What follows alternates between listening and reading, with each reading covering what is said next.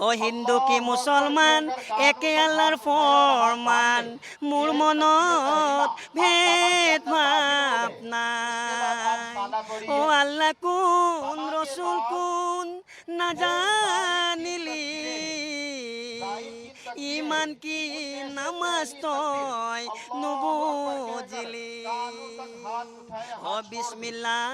মুখে কয় আল্লাহ রসুল দিলে লয় আখেরতত কি লয় যাবা ও মমিন ভাই আখেৰতত কি লৈ যাবা মই সকলো অসমবাসীক ঈদ মুবাৰক জনালোঁ আৰু সমূহ ৰাইজ আমাৰ ঈদগাহ ময়দানত আহি আছে খুবেই ভাল লাগিছে আৰু এই ঈদৰ নামাজ আমি ইয়াতে সমূহ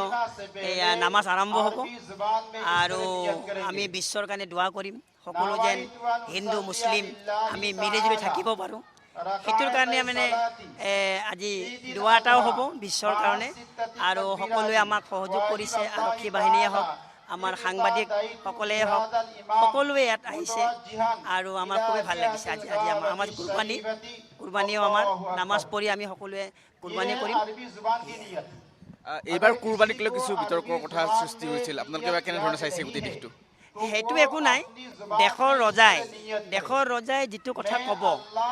সেইটো আমি মানিব লাগিব সেইটো ডাঙৰসকলেও কয় আৰু কুৰবানী আমাৰ ছাগলী দুম্বা এইবাৰ আনিছে আৰু সকলোৱে ছাগলী কুৰবানী আৰু দুম্বাও কিছুমান জেগাত আনিছে আমি সেই ছাগলী খাহী আমি কুৰবানী দিম আৰু বাকী আৰু আমি ক'ব নালাগে কাৰণ দেশৰ ৰজাই যিটো আমাক কৈছে ভালৰ কাৰণে কৈছে সেইকাৰণে আমি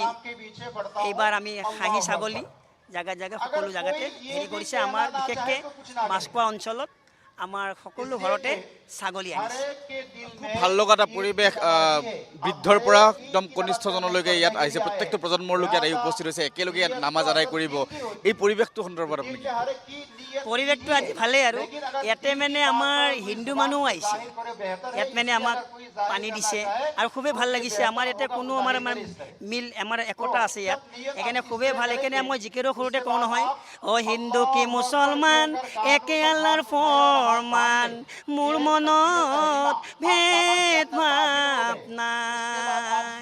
ও আল্লাহ কোন রসুল কোন না জানিলি ইমান কি নামাজ তয় নুবুজিলি ও বিসমিল্লাহ মুখে কয় আল্লাহ রসুল দিলে লয় আখেরতত কি লয় যাবা ও মমিন ভাই আখেৰতত কি লৈ যাবা মই সকলো অসমবাসীক ঈদ মুবাৰক জনালোঁ